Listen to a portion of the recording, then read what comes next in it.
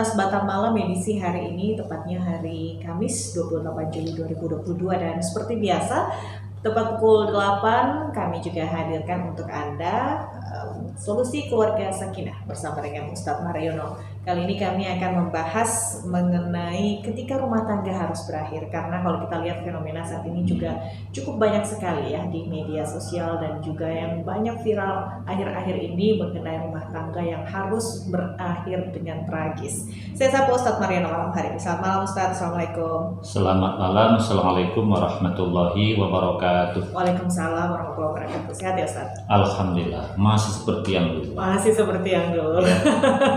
Kayaknya masih pakai seragam dari Pak Udi. Iya, betul. Yang pasti khasnya pink. Pink ya? Untuk 2024 ya. Oh gitu ya? Iya.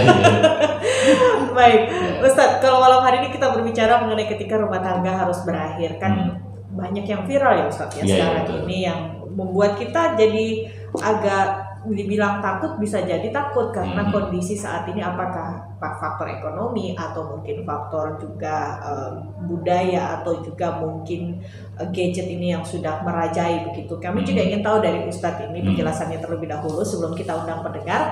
Anda juga bisa bergabung bersama kami pendengar di line interaktif di 463351 atau juga di WhatsApp yang Anda bisa gunakan ke kami di 0811 778 151. Silakan Ustadz. Oke, baiklah para pendengar dimanapun Anda berada, ketika rumah tangga harus berakhir. Dalam Islam sebenarnya itulah enaknya Islam itu agama solusi ya. Ya.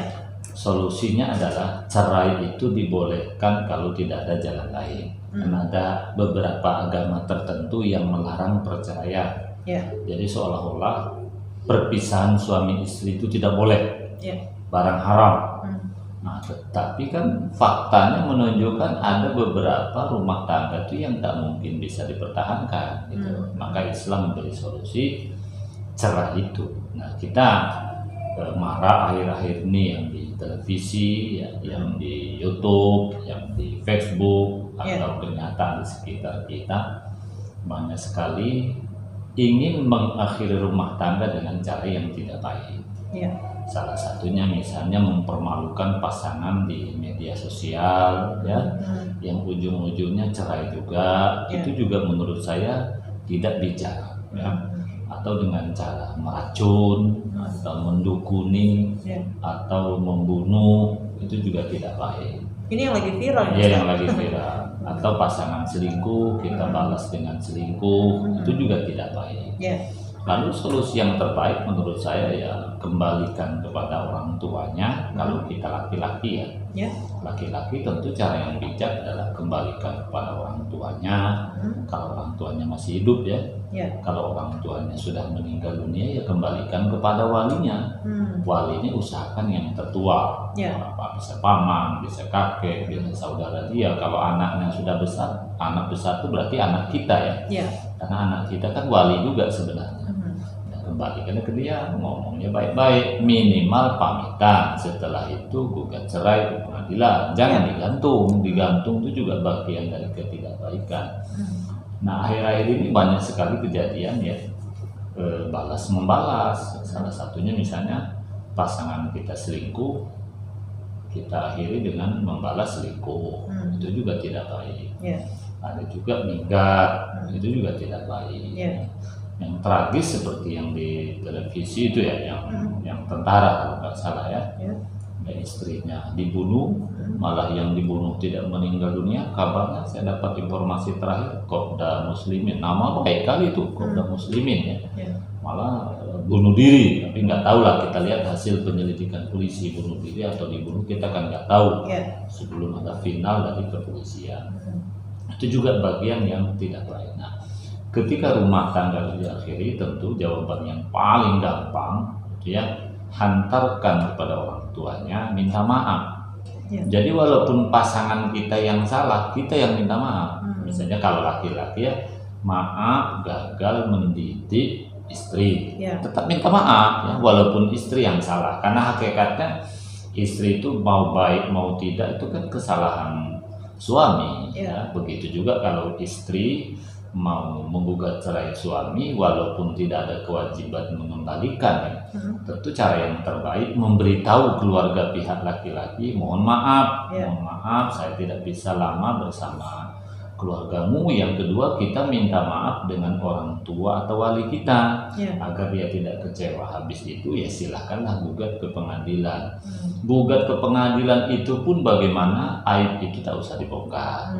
Artinya misalnya, makanya di Pengadilan Agama Kota Batam penyebab perceraian ditempatkan nomor 1 itu adalah faktor ekonomi.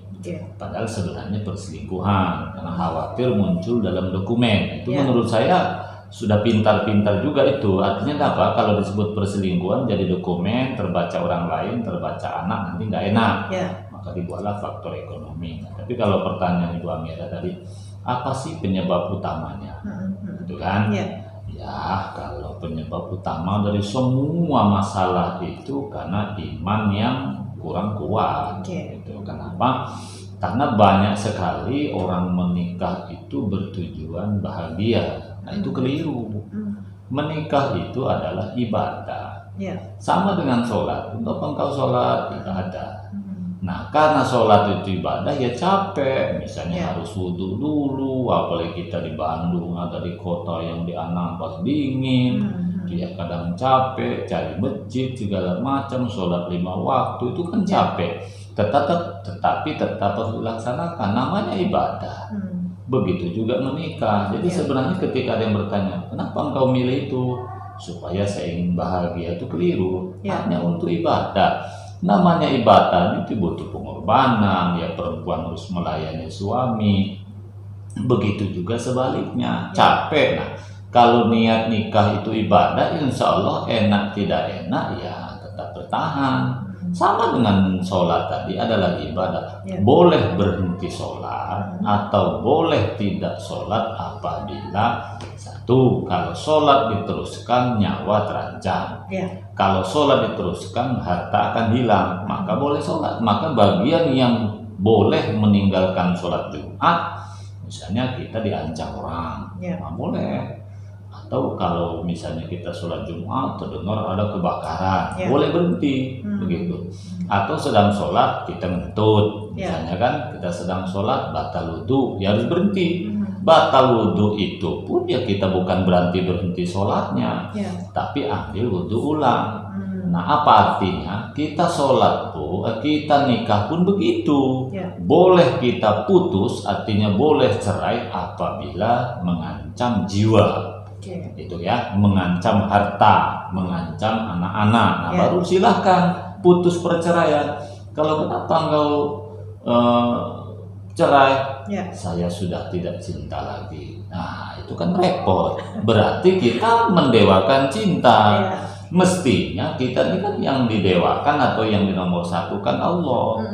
Sebab kalau kita ingat Allah, maka masalah besar itu jadi kecil.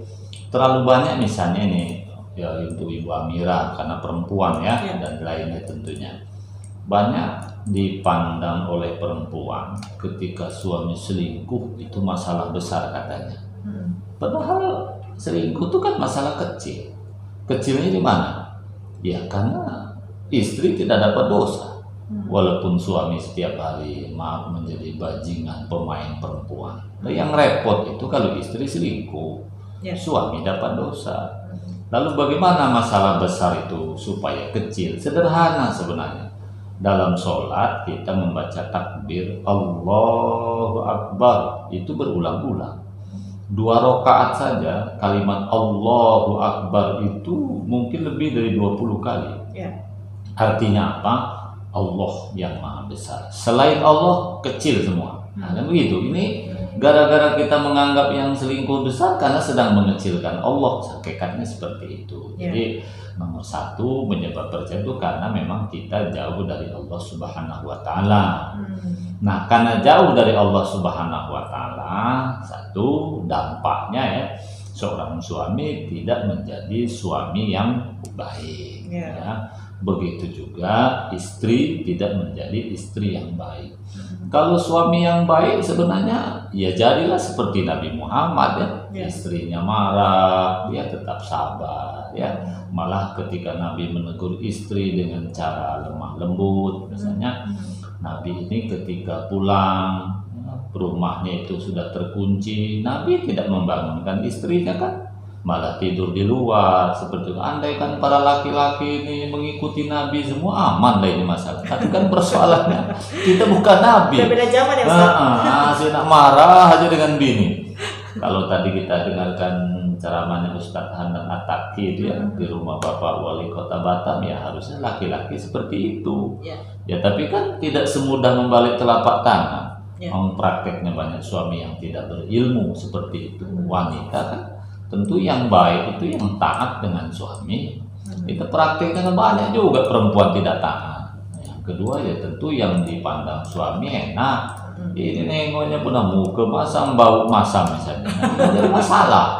Kemudian istri yang baik itu yang menjaga harta suami. Ini banyak juga istri merangkap sebagai pencuri di rumahnya sendiri. Nah jadi menurut saya akibat jauh dari Allah itulah kemudian terjadi rentetan-rentetan peristiwa negatif lainnya. Berikutnya tentu dipicu media sosial. Tapi ingat, media sosial itu jangan pula kita dan jadikan dia tertuduh. Tidak, media sosial ini kan benda tergantung kita. Mau dibuat baik, mau dibuat rusak bisa. Jadi sebenarnya bukan media sosial yang tak betul, penggunanya. Ketika kita jauh dari Allah, maka media sosial dijadikan sarana perselingkuhan, penipuan dan segala macam. Tentu faktor ekonomi yang ketiga. Ekonomi ini juga sangat menentukan, banyak terjadi perceraian. Sebenarnya kalau kita betul-betul orang beriman, insya Allah suami tidak akan menjadi pemalas. Yang menjadikan ekonomi susah menurut saya Ibu Amira, banyak laki-laki pemalas. Kita sih nyalahkan presiden misalnya, beras susah presiden yang disalahkan. Itu kenapa sih Ustadz banyak laki-laki yang menjadi pemalas gitu? Itu faktor apa kira-kira? Ya menurut saya pengetahuan tanggung, pola pikirnya tanggung. Kita lihatlah, mengapa sih orang yang sukses di sekitar kita justru orang-orang yang tidak sekolah? Ya karena pendidikan orang yang tak sekolah itu tak seberapa, maka dia akan fokus. Kita coba Amira lah, coba sesekali pulang kampung atau kita renung-renung, siapa sih yang jadi pejabat, siapa yang jadi toke, siapa yang jadi orang hebat, siapa yang jadi lurah, siapa yang jadi kepala desa, siapa yang jadi anggota DPR. Itu kan mereka rata-rata malah menurut saya sekolahnya nggak tinggi. Karena kalau sekolah nggak tinggi dia berjuang saya harus sukses. Tapi kalau yang sarjana S2, S3 paling nongkrong di kedai kopi gitu kan, cerita politik, Amerika dibahas, negara dibahas, anggota. Ini kan salah satu akibat wawasan terlalu luas tapi tanggung. Nah, karena terlalu luas itu tanggung, ya itu tadi akhirnya hanya bahas saja, semua dibahas. Elektronik rusak dibahas dia, jalan aspal rusak dibahas, ilmunya tanggung itu tadi. Tapi kalau fokus, insya Allah tidaklah demikian. Saya kira itu Ibu Amira, mungkin kalau misalnya nanti para pemirsa ada yang bertanya, silahkan saja. Baik. Untuk Anda mendengar bisa bergabung di malam hari ini di 0811 778 151 melalui WhatsApp kami, atau juga Anda bisa langsung di line interaktif di 463351. Kami masih bersama dengan Ustadz Mariono dan juga kami masih membahas malam hari ini pendengar mengenai ketika rumah tangga harus berakhir. Mungkin dari Anda juga punya pengalaman atau ingin mengetahui beberapa informasi atau bagaimana trik-trik dalam rumah tangga agar tidak berakhir rumah tangga ini masih tetap terjaga, juga bisa Anda sampaikan, atau di luar topik juga bisa Anda langsung telepon kami, langsung bisa ngobrol sama Ustadz Mariono. Nah Ustadz, kalau kita lihat kan ketika rumah tangga harus berakhir, tanda-tanda rumah tangga harus berakhir itu yang paling bisa kita lihat itu dari mananya Ustadz? Oke, beda ketika tanda-tanda kemungkinan berakhir dengan harus berakhir ya. Beda. Kalau kemungkinan berakhir ketika suami istri tidak saling terbuka menggunakan HP. Ya kan HP itu kan barang kalau dibeli setelah pernikahan itu kan milik bersama. rumah tangga harus adanya transparansi, kejujuran. Itu kata kuncinya di HP. Kalau HP suami tidak bisa dibuka istri atau sebaliknya, itu tanda-tanda rumah tangga akan berakhir atau kemungkinan berakhir. Tapi kalau rumah tangga harus berakhir, kan beda tuh. Kalau rumah tangga harus berakhir, yang pertama, kalau rumah tangga dipertahankan akan merusak jiwa istri, jiwa suami, termasuk jiwa anak. Satu ya. Yang kedua akan merusak akidah ya. Kemudian yang ketiga akan menimbulkan masalah yang lebih luas. Menimbulkan masalah yang lebih luas itu misalnya kalau rumah tangga dipertahankan, maka semua keluarga akan musuh kita, hutang bertambah banyak, maka ketika kaki kita misalnya sedang korengan, tak bisa disembuhkan, harus diamputasi. Itu salah satu contoh. Tetapi memang antara satu orang dengan orang lain agak sedikit berbeda. Contohnya begini, kalau yang bermasalah itu istri, maka suami bisa dengan mudah menceraikan. Kenapa? Karena suami kan wajib menafkahi, melindungi 4 kelompok wanita, ibunya, istrinya, anak perempuan, dan saudara perempuan. Yang agak repot itu ketika suami yang tak baik. Ketika suami yang tak baik, nah istrinya agak repot. Nah, salah satu caranya adalah hanya 2 saja.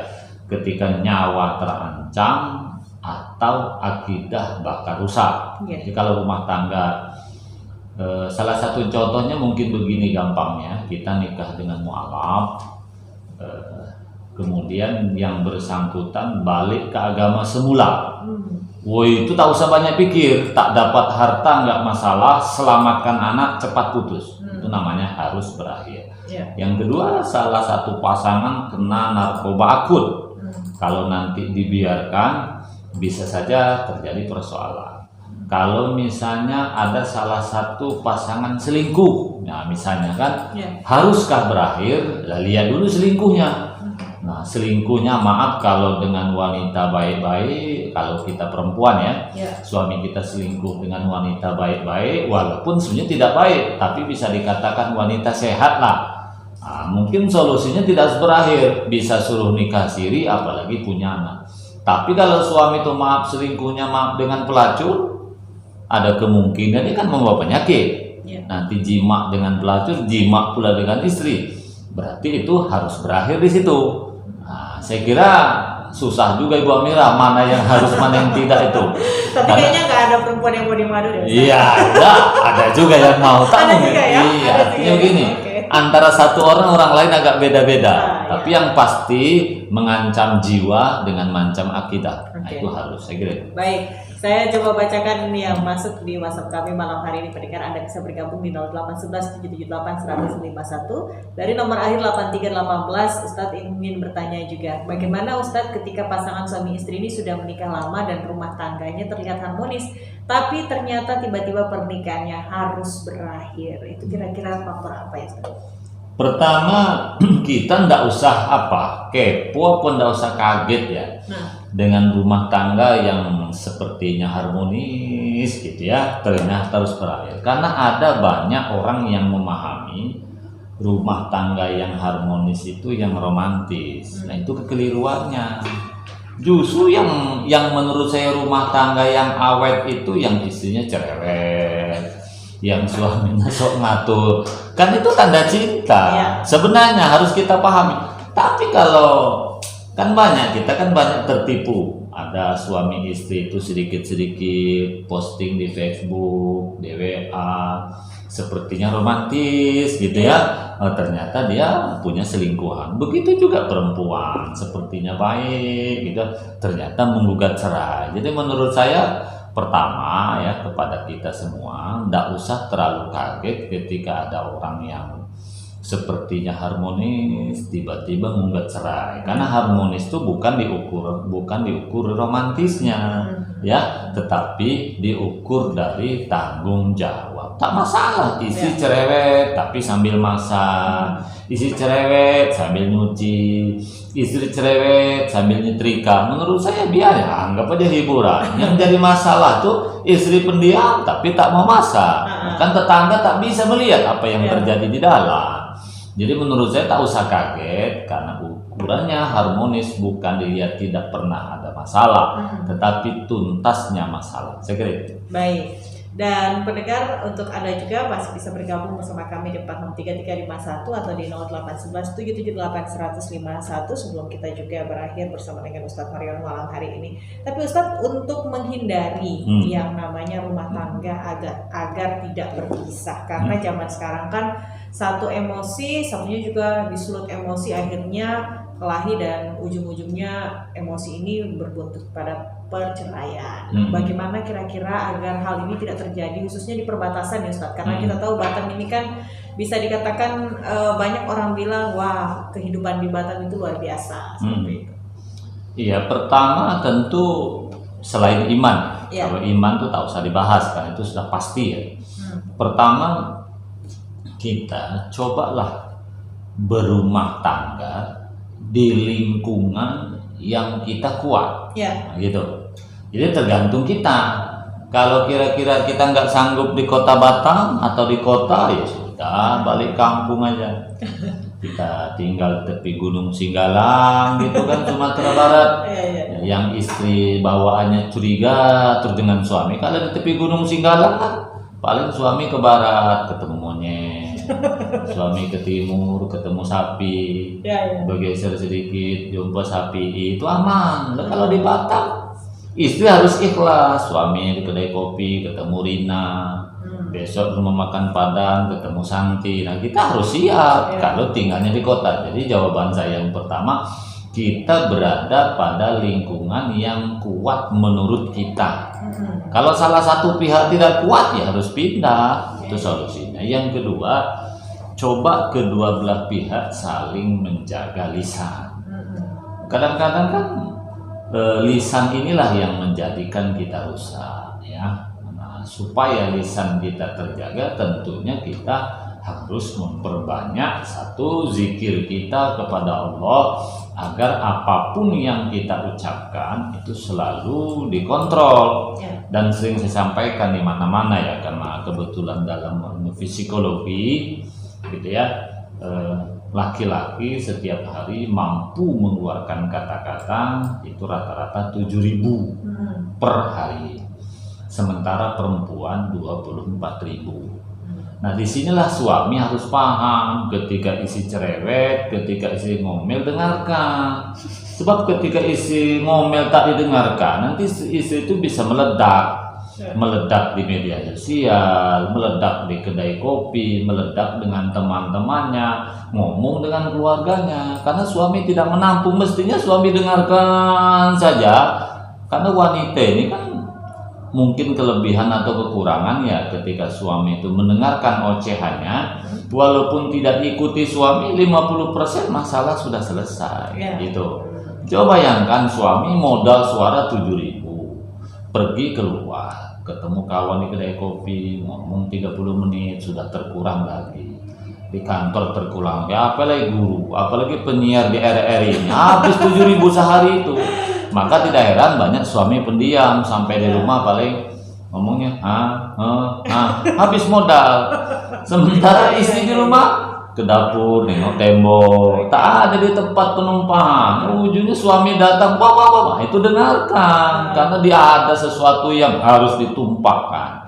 Itu supaya kepalanya tidak pusing. Jadi menurut saya yang harus dijaga adalah jangan sampai apapun masalah meledak di media sosial. Sebab kalau sudah sampai ke media sosial, masalah kecil bisa jadi besar. Saya kira itu untuk menghindarinya. Baik, berarti di sini harus ada saling pengertian, Ustaz. Iya, betul.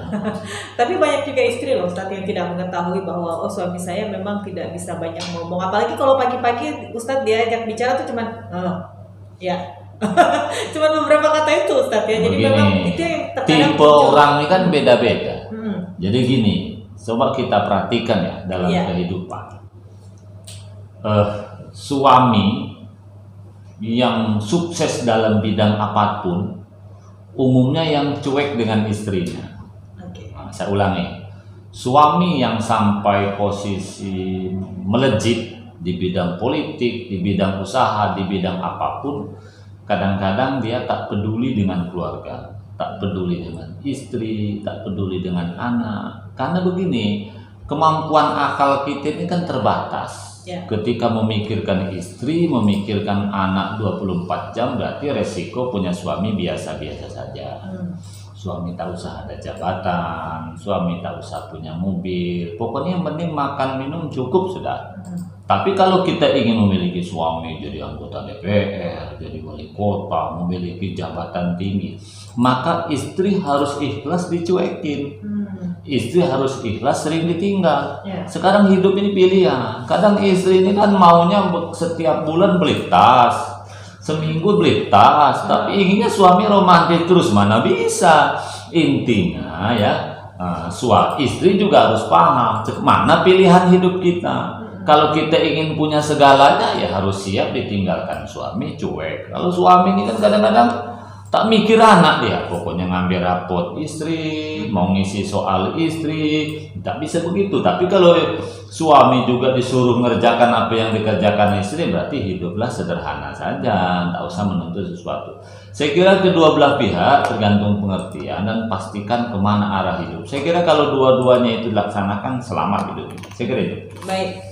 Dan di ujung perjumpaan Ustaz bisa disampaikan kira-kira agar rumah tangga ini tetap harmonis, jangan sampai ada rumah tangga harus berakhir, karena mungkin kalau kita bisa bilang flashback lagi, bagaimana memulai rumah tangga itu perjuangan bersama, keluarga harus disatukan dan capeknya untuk membuat pesta segala macam, tapi harus berakhir. Silakan Ustaz. Oke, yang pertama itulah pentingnya sebelum nikah itu kan tahu. Jadi kalau pertama ya, yang pasti perkuat iman. Yang kedua ta'aruf. Ta'aruf ini bukan hanya sekedar oh dia baik, oh dia cantik, oh dia murni laki-laki, oh dia murni perempuan. Salah satu pentingnya ta'aruf kan juga untuk supaya kita tahu jenis kelamin ya. Tahu jenis kelamin kan tidak harus dibuka ya, tetapi kan kita lama-lama tahu. Nah, kemudian ta'aruf di sini juga memahami itu istri saya misalnya suku apa sih?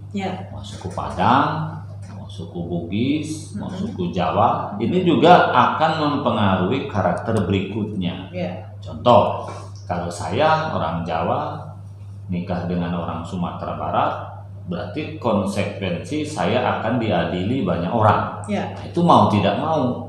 Kalau budaya Sumatera Barat, istri itu kita sakiti, keluarganya langsung membela habis-habisan. Nah, jadi suami harus siap dari awal itu. Nah, kan kalau orang Sumatera Barat karena memang dia melindungi anak wanita yang demikian kuat.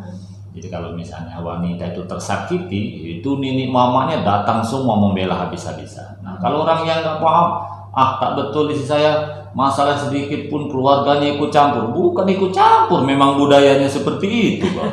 Nah, jadi maksud saya tak perlu dipahami itu dari awal, budaya itu ya. Kalau kita misalnya nikah dengan orang Jawa, ya hati-hati kalau ngomong, jangan keras-keras ya. Nah, kalau keras-keras nanti dianggap menantu tak baik. Itu yang kedua ya, ta'aruf dulu supaya berakhir rumah tangga itu dengan baik ya. Pahami agama, ta'aruf. Nah, yang ketiga tentu ketika sudah akad nikah, ingat kepala rumah tangga itu suami. Namanya kepala rumah tangga bukan sedang mentang-mentang bisa merintah. Kewajiban kepala rumah tangga itu minimal 4. 1, membina. Yang kedua, menafkahi. Yang ketiga, melindungi. Yang ketiga, membuat istri dan keluarga itu tenang. Itulah tugas kepala rumah tangga. Ya, kalau salah satu di antara 4 ini tidak ada, berarti bukan kepala keluarga. Banyak laki-laki, saya ini kepala keluarga, ngasih duit tidak, ngapain ini kepala rumah tangga kalau tak ngasih duit? Saya kepala rumah tangga, asik nyakiti juga salah. Saya kepala rumah tangga, tapi menyakiti terus. Namanya pemimpin, laki-laki itu kan pemimpin. Begitu juga kalau wali kota. Wali kota ini kan pemimpin Batam. Maka kewajiban pemimpin Batam Pak Rudi itu tadi, ya, membina masyarakat, melindungi masyarakat, kemudian membuatnya ekonomi baik dan membuat masyarakat itu senang. Begitulah kepala rumah tangga. Nah, kemudian kepada istri tentu tak ada pilihan selain mentaati apa yang disampaikan suami selama perintah suami itu tidak bertentangan dengan agama. Ketika rumah tangga harus berakhir, satu permintaan saya, lihat kalau pasangan kita selingkuh jangan dibalas dengan selingkuh, karena tidak boleh kejahatan dibalas dengan kejahatan. Kalau betul-betul tak mungkin bisa diteruskan, kalau rumah tangga ini diteruskan, bisa saling terjadi pembunuhan, bisa pula nanti misalnya anaknya jadi rusak, dan semuanya. Maka saya minta kalau kita laki-laki kembalikan anak kita kepada orang tuanya dengan baik. Dulu kita mengambil baik-baik, kembalikan dengan baik-baik. Kalau bapak ibunya telah tiada, siapa walinya? Bisa kakeknya, bisa pamannya, dan segala macam. Kalau keluarganya sudah tidak ada, kita punya anak laki-laki yang sudah besar. Besar itu bukan berarti 30 tahun ya. Sekitar balik, anggaplah anak laki-laki kita sudah 20 tahun.